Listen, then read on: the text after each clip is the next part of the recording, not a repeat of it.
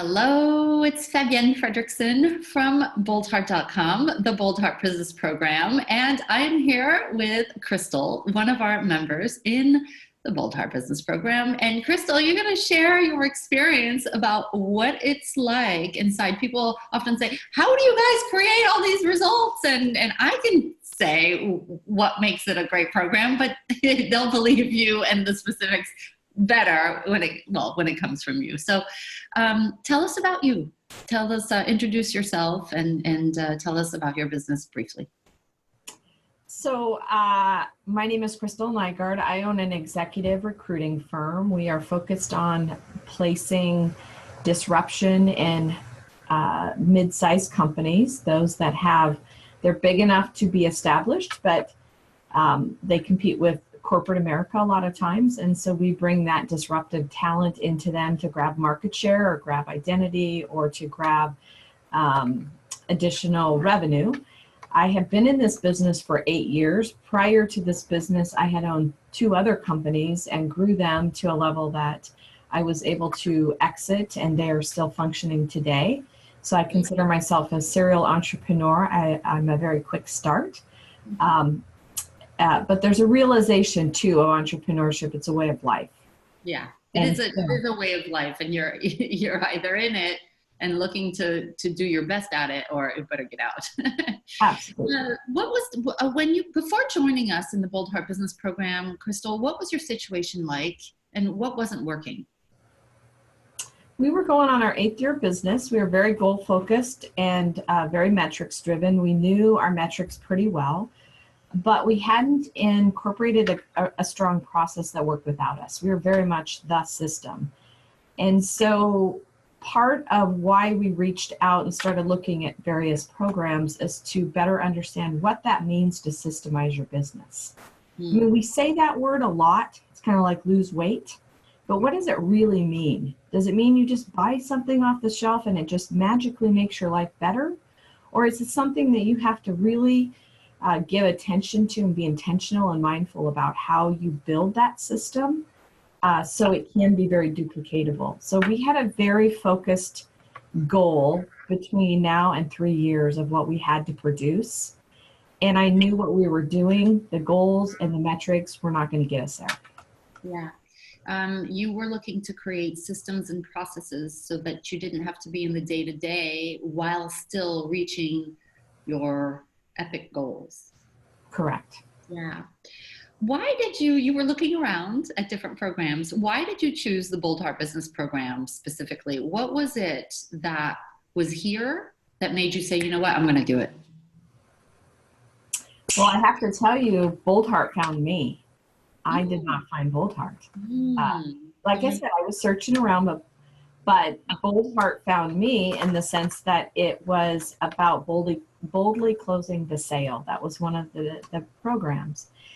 And I watched that program incrementally throughout the week, and I really was seduced by the practicality of it. Like there was no gotcha or, hey, buy this and you're going to be this. It was very authentic. It was very real. And it was very easy for me to move with that. And so I tried it and it was like, whoa, that works. There must be something to this.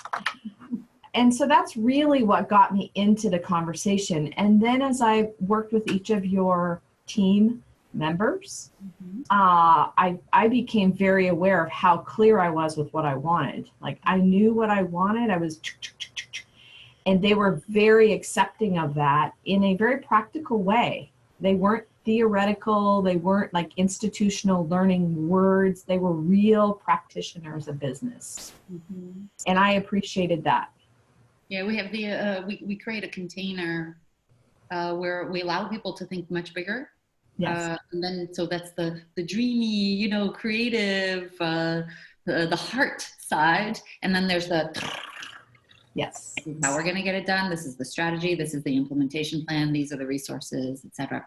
Was there any resistance to joining the program? Anything that said within you, like, oh, I'm not sure, or, sometimes people have issues around money or spouse or I'm busy. Was there anything like that for you?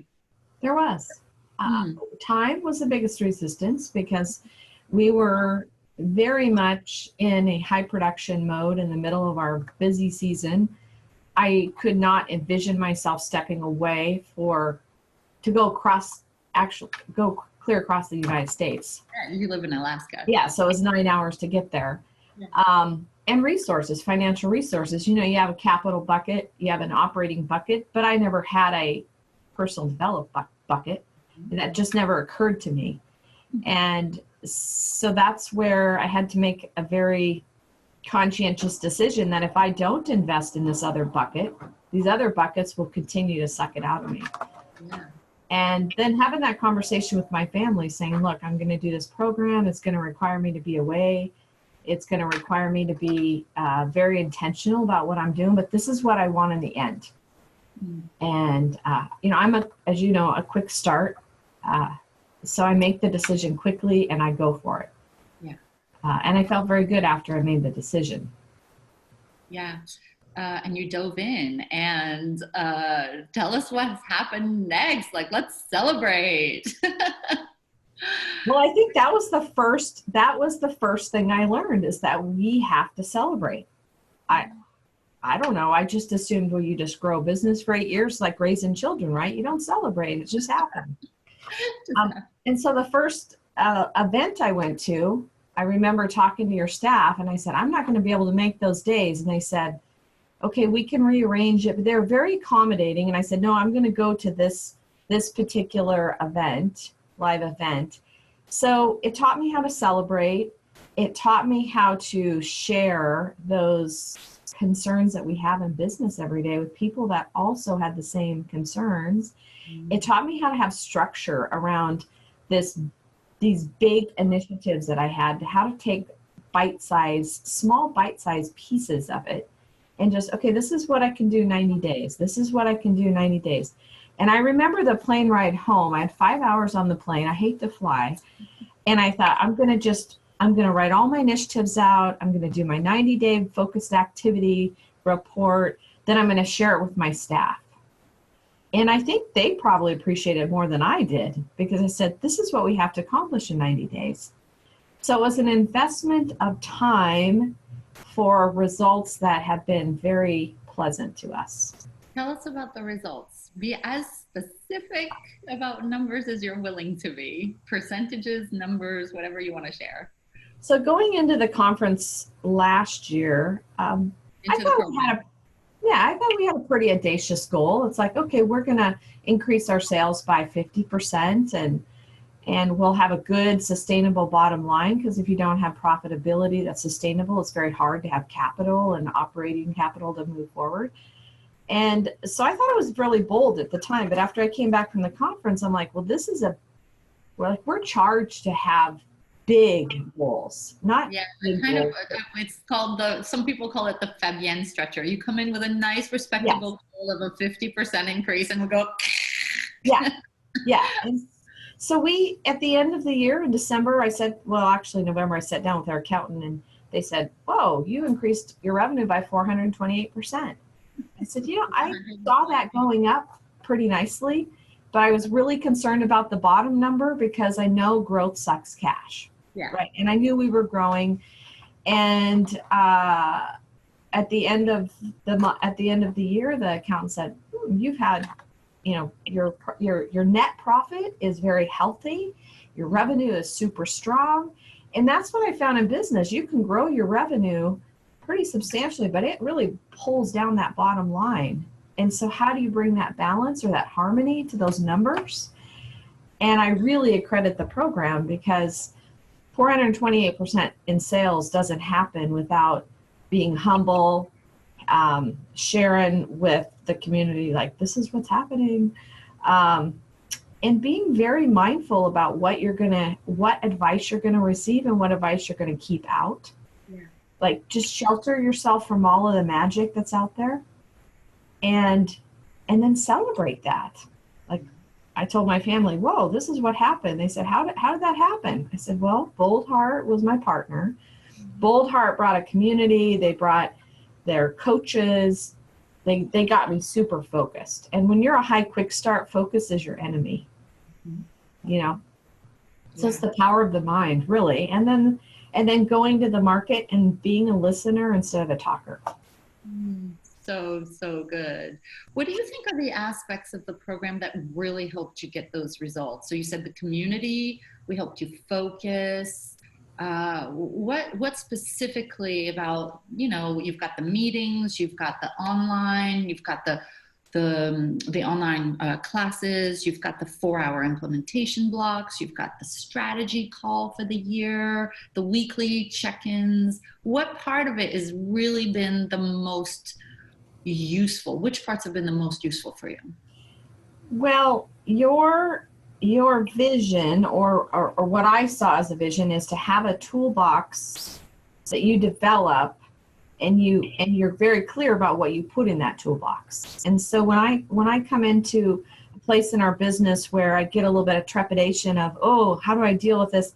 I go to my toolbox, which is an assortment of all of these online courses. Like I might go look at the growth track again, or I might reach out to somebody that's in our small pod. But it's a toolbox of success that you allow this, you call it the a la carte. You kind of pick out what tools work for you depending on what kind of home you're going to build. And then you keep using that toolbox. And so every time we go to a conference or every time we meet with our pod, it's another tool that we have in our box that we can continue to carry with us. So it's not like just a one meal. One meal. You're constantly feeding your mind with consistent information, and then just dealing with practical people who have done it. I mean, you've done it. You know the emotion side, the practical side, so you're not dumping theory on us. No, it's not stuff I've learned in a book and then just regurgitating. I've been at multiple 7 figures for more than 10 years now. I've seen it all. I know what's around the corner. I know what to avoid. It's like I can predict the future. I can say, you know what, everything you're experiencing right now and freaking out about, this is normal. This is actually really good because it's a sign you're on the right track. And this is what you do about it. And here's an example. And you just use this. And it's kind of how it works, right? I think mindfulness is harder to drive than being mind-free. And I think for an entrepreneur, that whole humble and being coachable and being engaged and show up and be accountable, because it's more than just accountability to ourselves. It's accountable to your program, accountable to your coaches. It's really an accountability culture that you don't find even in business. No. And so I've really appreciated that. Because before Boldheart, I was not a tribe person. I don't have tribes. It's just not what I do. But I found great joy in it. Yeah. I like to look at the program as being an implementation incubator, where you can get a lot of ideas. Everybody comes, everybody's built in with a high idea generation, but the ideas are not where you make the money and the big traction. And create the big impact in the world. It's the implementation, and you implement with all the tools that you're talking about, the loving accountability. And when you say to a group of people, I'm going to get it done in the next 90 days, you don't want to show up and not having it done. All of that. It's the implementation incubator that makes you actually get traction on the goals and the visions that you have for yourself. And I think just accepting who we are. I am not, even as a recruiter, I do this testing on companies and applicants, but when you have to get real granular about who you are and how you move and what makes you get vertical every day, you get very clear that that's okay. That's okay to be to be really excellent in one part of 4 different quadrants of business. And to just stop going in those other quadrants and trying to be that. Just be who you are and be good at it. Yeah, stop going against the grain and expecting results, Because when I did the test as my initial application, I thought, oh my gosh, why am I such a quick start? Why am I an implementer? And then I realized that, well, that's pretty hard to hire. that That's your component is hard. So Yeah. that's okay to be like that. And that's probably why I work with companies that are starting up or they're restarting. It's very comfortable for me. Yeah. I probably couldn't work for the post office. I mean, I like that I get my mail, but it's just not a culture that I can really get into. We would not do well there. Crystal, if you were sitting down and having lunch with a friend who has a business and wants to grow it 50% or more, would you recommend this program? And if so, why? Absolutely. I would recommend Boldheart. First of all, I would recommend it to a friend. I wouldn't recommend it to a person that's not my friend. So thank you. For the rest of us, we don't want anybody not a cool person. And I would recommend it because it is a way of life for your business to see consistency. It's a way of life for your staff to see you be consistent. It's taking very big dreams and granularly putting them into some kind of a plan with tools that will help you see the progress. And so it becomes a way of life that so many people around us appreciate. I mean, my husband appreciates the fact that I am so focused and consistent. He thinks something's wrong with me. I don't even need to get medication. And so I like to have conversations with those entrepreneurial quick starts, but I also I recommend that when you stop developing yourself, your business will stop growing. Yeah, absolutely. Your business is a reflection of who you are. And if you stop growing, there's no way that your business can grow. We have to invest in ourselves. It starts here, actually. It really does. And you really bring that authentic heart into a disciplined business that's not very emotional, that they don't want, in business, they tell you, don't be emotional. It's just not a place you share your heart. And I attribute and I credit Boldheart for allowing me to say, hey, I have a heart and I'm going to use it. You can lead with your heart and still create an exceptionally successful business. Yeah. Crystal, I didn't think that was true until I joined Boldheart. This is how we roll. This is why we're industry transformers. We're changing an industry. Yeah. And people's results right along with it. Congratulations on the amazing success. 428% increase in 1 year. Thank you very much. You're welcome. Congratulations. You should go celebrate that. Yeah. Now we'll do it again. Oh. Let's do it again.